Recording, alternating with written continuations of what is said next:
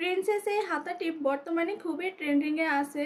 যে কোনো জামা, বোরকা, গাউন, কামিজ সব কিছুতেই কিন্তু এই হাতাটি বর্তমানে সবাই ইউজ করতেছে। তো এই হাতাটি আজকে তোমাদের সাথে আমি শেয়ার করব খুব সহজভাবে, যেন তোমরা যে কোনো সাইজের জন্য এই হাতাটি কাটিং এবং সেলাই করে নিতে পারো। এই জন্য আমি কাপড় নিয়ে নিয়েছি দুইটি হাতার জন্য। আমার দিকে বন্ধ সাইড আছে এবং অপর পাশে হচ্ছে খোলা সাইড।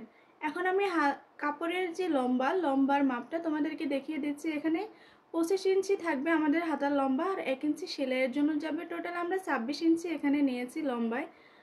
আর এখন আমি তোমাদেরকে একটু সহজ করে বলে দিচ্ছি প্রথমে, তাহলে এই হিসাবটা যদি তোমাদের জানা থাকে তোমরা যে কোনো সাইজের জন্যই কিন্তু এই হাতাটি বানিয়ে নিতে পারবা।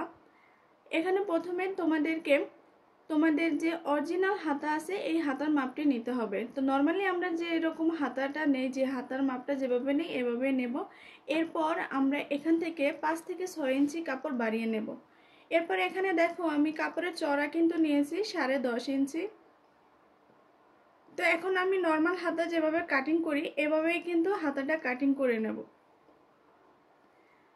এখন আমি মার্কিংগুলো করে নিচ্ছি। নর্মাল হাতা যেভাবে আমরা কাটিং করি মাপ নিয়ে, এইরকম মাপ নিয়েই কিন্তু প্রথমে আমি এখানে মার্কিংটা করে নেব। কাটিংটা পরে করব, আগে নর্মাল হাতা যেরকমভাবে মাপ নিয়ে কাটিং করি তো এইভাবে মাপগুলো আগে নিয়ে নেব।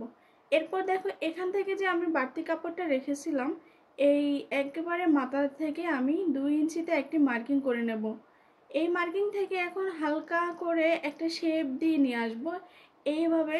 যদি তোমরা একটু খেয়াল করে দেখো তাহলে বুঝতে পারবে। আর এই যে এখানে এসে মিলিয়ে দেব, এখানে যে মিলিয়ে দিলাম এখানেও একটি মার্কিং করে নেব। কেন মার্কিং করেছি একটু পরেই বলছি।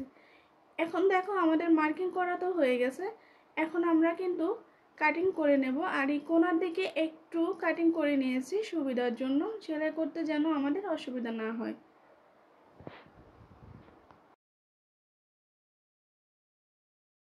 কাটিং করে নেওয়ার পর এখানে যে মার্কিংটা করেছি এখানেও আমি ছোট একটা কাট বসিয়ে নেব সেলাইয়ের সুবিধার জন্য। এখন চলো আমরা সেলাই করতে চলে যাই। এখানে যে একটু আগে দেখিয়েছি দুইটা মার্কিং আমরা করেছি দুই পাশে। এখন এখান থেকে আমি কুচি দেওয়া শুরু করব। প্রথমে যে কুচিটা হবে, এখন যে কুচিটা দেব এটা হবে আমার দিকে। তো এখানে আমি আমার মন মতো করে কুচিটা দিয়ে নিচ্ছি। তো কিভাবে দিচ্ছি একটু ছোট ছোট করে তোমরা অবশ্যই দেখতে পাচ্ছ। এখানে অনেকেই আছে মানে বেশিরভাগই যে এই কুচিগুলো তোমরা মাপ দিয়ে করো, তো আমার কাছে এটা একটু ঝামেলাই মনে হয়। অনেক সময় কাপড় মিলে অনেক সময় মিলে না। তো এইভাবে যদি তোমরা কুচি দাও তাহলে কিন্তু হাতাটা দেখতেও সুন্দর লাগে, আর অত মাপজাপের কিন্তু ঝামেলা থাকে না। এরপর দেখো এখানে আমরা মাঝামাঝিতে যে মার্কিংটা করেছিলাম এখানে কিছুটা কাপড় গ্যাপ রেখে তারপর আবার কুচি দেওয়া শুরু করবো এপাশ থেকে। তবে এবার এই পাশের কুচিগুলো কিন্তু মেশিনের দিকে যাবে। ওকে, এরপর এখানে যে দেখো চিহ্নটা আছে এই চিহ্ন পর্যন্ত আমরা এরকম ছোট ছোট করে কুচি দিয়ে নেব।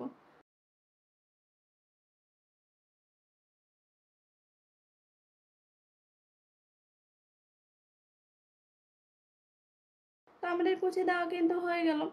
এখন আমরা এই মোহরের দিকে একটু কাপড় দুই ভাঁজ দিয়ে বটে নিয়ে তারপরে কিন্তু সেলাই করে নেব।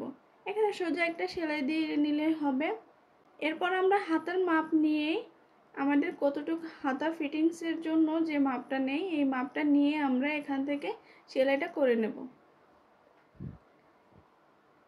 তো দেখতে পেলে আমরা কিন্তু খুব সহজভাবে হাতাটা কাটিংও করেছি এবং সেলাই করে ফেলেছি। এখন আমরা বডির সাথে হাতাটাকে জয়েন করে নেব। হাতা বডির সাথে জয়েন করার সময় অবশ্যই তোমরা একটা জিনিস খেয়াল রাখবে, বডির কাপড়টা কিন্তু উল্টো সাইডে থাকবে আর হাতাটাকে সোজা করে নেবে। হাতাটাকে সোজা সাইডে করে এনে তারপর তোমরা জোরে জোরে মিলিয়ে এইভাবে সেলাই করে নেবে। তো এখানে সেলাই করার সময় তোমাদের কাছে যদি মনে হয় যে কুচিটা একটু বেশি হয়ে গেছে, মানে কাপড়টা মিলছে না, কম হয়ে গেছে, তাহলে কুচি তোমরা খুলে নিতে পারো। অথবা যদি হাতার কাপড়টি বেশি হয়ে যায় মহড়ার কাপড়ের থেকে তাহলে তোমরা কিন্তু এখানে আরও একটা দুইটা কুচি দিয়ে নিতে পারো।